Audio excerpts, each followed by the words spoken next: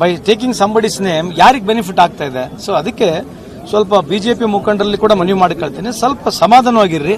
ಅಥವಾ ನಿಮಗೆ ಯಾರ ಮೇಲೆ ಆರೋಪ ಮಾಡಂಗಿದ್ರೆ ಹೇಳ್ರಿ.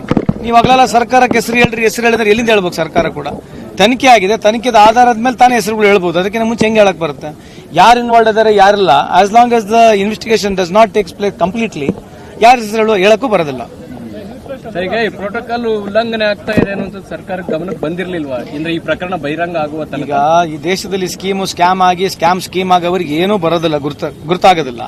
ಬಟ್ ಪ್ರೋಟೋಕಾಲ್ ಯಾವ ರೀತಿ ಉಲ್ಲಂಘನೆ ಆಗಿರ್ತಕ್ಕಂಥದ್ದು ಒಳಗೆ ಏನಾಗಿದೆ ನಮಗೆ ಗೊತ್ತಿಲ್ಲ. ಯೂಶಲಿ ಇದಾಗಿರ್ತಕ್ಕಂಥದ್ದು ಎಲ್ಲಿ? ಏರ್ಪೋರ್ಟ್ ಒಳಗಡೆ. ಸ್ಮಗಲಿಂಗ್ ಹೆಂಗ್ ಬಂತು ಒಳಗಡೆ? ಇದ್ರ ಬಗ್ಗೆ ಚರ್ಚೆ ಮಾಡೋದು ಬೇಡ. ಒಳಗಡೆ ಹೆಂಗ್ ಬಂತು? ಈಗ ಬಾಂಗ್ಲಾದೇಶನವ್ರು ಈ ದೇಶಕ್ಕೆ ಬಂದಾರ ಅಂತ ಹೇಳ್ತಾರೆ. ಕರ್ನಾಟಕದಲ್ಲಿ ಬಂದಾರ ಬಾಂಗ್ಲಾದೇಶನವರು. ಹೆಂಗ್ ಬಂದ್ರು ಬಾಂಗ್ಲಾದೇಶನವರು? ಈ ಗೋಲ್ಡ್ ಕೂಡ ಸ್ಮಗಲ್ ಆಗಿ ಬಂದಿದೆ.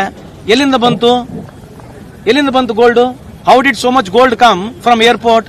ಏರ್ಪೋರ್ಟ್ ಯಾರ ಕಂಟ್ರೋಲ್ ಅಲ್ಲಿ ಇದೆ? ಯಾರ ಕಂಟ್ರೋಲ್ ಆಗಿದೆ ಸರ್? ಮತ್ತೆ ಯಾರಿಗೆ ಕೇಳ್ಬೇಕು ನೀವು ಪ್ರಶ್ನೆ? ಮೊದಲನೇ ಪ್ರಶ್ನೆ ಅದಕ್ಕೆ ಕೇಳ್ಬೇಕಲ್ಲ, ಗೋಲ್ಡ್ ಹೆಂಗ್ ಬಂತ ಅಂತ ಹೇಳಿ. ಫಸ್ಟ್ ಇನ್ವೆಸ್ಟಿಗೇಷನ್ ಆಗ್ಲಿ ಮಾಡೋಣ, ಪ್ರೋಟೋಕಾಲ್ ಶಿಷ್ಟಾಚಾರ ಉಲ್ಲಂಘನೆ ಆಗಿದೆ ಅದ್ರ ಬಗ್ಗೆ ಚರ್ಚೆ ಮಾಡೋಣ. How did this gold come? ಈ ಪೋರ್ಟ್ಲಿಂದ ಪುಣ್ಯ ಇದೆ, ಒಂದು ಪೋರ್ಟ್ನಾಗಿಂದ ಬೇರೆ ಬೇರೆ ಏರ್ಪೋರ್ಟ್ ನಲ್ಲಿ ಎಷ್ಟು ಗೋಲ್ಡ್ ಬಂದಿದೆ, ಪೋರ್ಟ್ಗಳಿಗೆ ಎಷ್ಟು ಗೋಲ್ಡ್ ಬಂದಿದೆ ಮಾಹಿತಿ ಬೇಕಲ್ಲ. ಸಂಪೂರ್ಣವಾಗಿ ಅವ್ರನ್ನ ಕೇಳ್ಬೇಕು ನಾವು. This gold come? ನೀವು ಮಲಗಿದ್ರಿ ಎಷ್ಟು ದಿವಸ?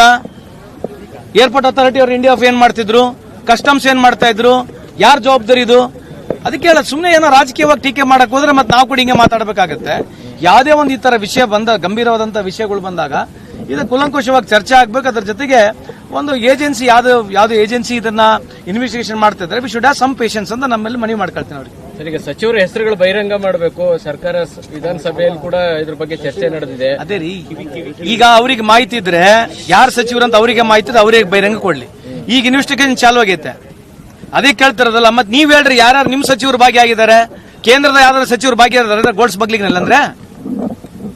ಈಗ ನಮ್ ಕರ್ನಾಟಕ ಸಚಿವರ ಬಗ್ಗೆ ಹೇಳ್ತಾ ಇದಾರೆ. ಮತ್ತೆ ಈಗ ಇದೇ ತರದ ಎಷ್ಟು ಪೋರ್ಟ್ಗಳು, ಯಾವ್ದು ಏರ್ಪೋರ್ಟ್ಗಳು ಇದಾವೆ, ಪೋರ್ಟ್ಗಳಾಗಂತೂ ಸ್ಮಗ್ಲಿಂಗ್ ಆಗಿದೆ. ಯಾಕಂದ್ರೆ ಎಷ್ಟೋ ಡ್ರಗ್ಸ್ ಸಿಕ್ಕಿದೆ. 21,000 ಕೋಟಿ ಮುಂಡ್ರಾ ಪೋರ್ಟ್ ನಲ್ಲಿ ಸಿಕ್ಕಿದೆ ಡ್ರಗ್ಸ್. ಇದ್ರ ಬಗ್ಗೆ ಚರ್ಚೆ ಮಾಡ್ಬೇಕಲ್ಲ.